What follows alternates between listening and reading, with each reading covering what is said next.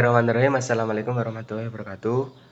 Di sini saya akan mempresentasikan tentang review materi dari bimbingan konseling dasar, mulai dari kelompok 1 sampai 9. Materi yang pertama yaitu pengertian dari sejarah dan BK. Bukan bimbingan dan konseling dan latar belakang bimbingan dan konseling. 1. Latar belakang bimbingan dan konseling. Latar belakang perlunya pelayanan bimbingan dan konseling ditinjau dari beberapa aspek, yaitu aspek psikologis, terdiri dari masalah perkembangan individu, perbedaan individu, kebutuhan individu, materi kedudukan bimbingan dan konseling, dan latar belakang bimbingan dan konseling. 1. Latar belakang bimbingan konseling. Latar belakang bimbingan konseling. Perlunya ada bimbingan konseling yang ditinjau dari beberapa aspek, yaitu aspek psikologis. Aspek psikologis adalah masalah perkembangan individu, perbedaan individu, kebutuhan individu, masalah belajar, masalah penyesuaian diri. Yang kedua, aspek budaya. Aspek sosial budaya. Aspek sosial budaya merupakan dimensi kesosialan dan dimensi kebudayaan, merupakan faktor yang mempengaruhi perilaku individu. Materi yang ketiga yaitu tujuan fungsi asas bimbingan konseling.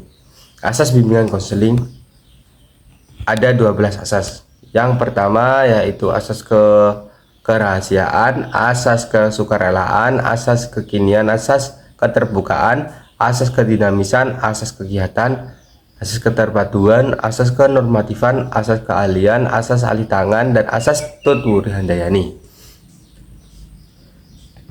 Materi yang keempat yaitu kedudukan anak dan remaja dalam rentang perkembangan manusia. Perkembangan dibagi menjadi 3 aspek, yaitu perkembangan kognitif, afektif, dan psikomotorik.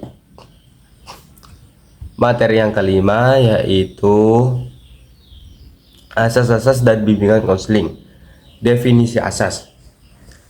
Definisi asas secara etimologi tata bahasa memiliki makna dasar atau suatu yang menjadi tumpuan berpikir atau berpendapat. Asas bimbingan konseling menurut Prayitno, asas itu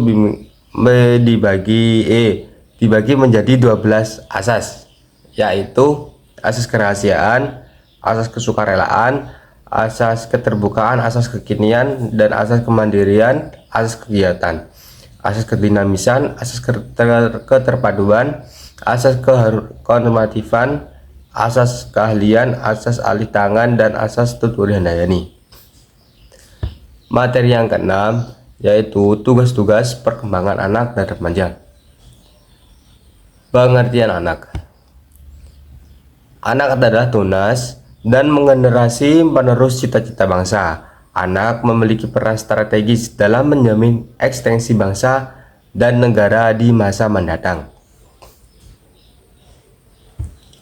Materi yang ketujuh yaitu kebutuhan, tantangan, dan masalah peserta didik serta perkembangan fisik dan perkembangan emosi peserta didik.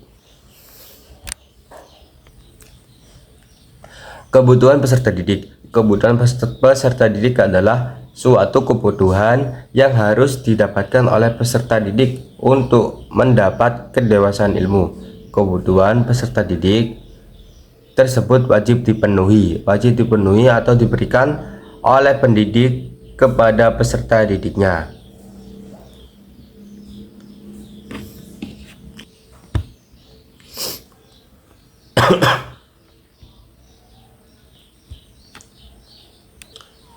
Pengertian perkembangan kognitif, sosial, dan moral. Istilah kognitif berasal dari cognition, artinya adalah pengertian atau mengerti. Kognitif adalah proses terjadi secara internal di dalam pusat susunan saraf pada waktu manusia sedang berpikir.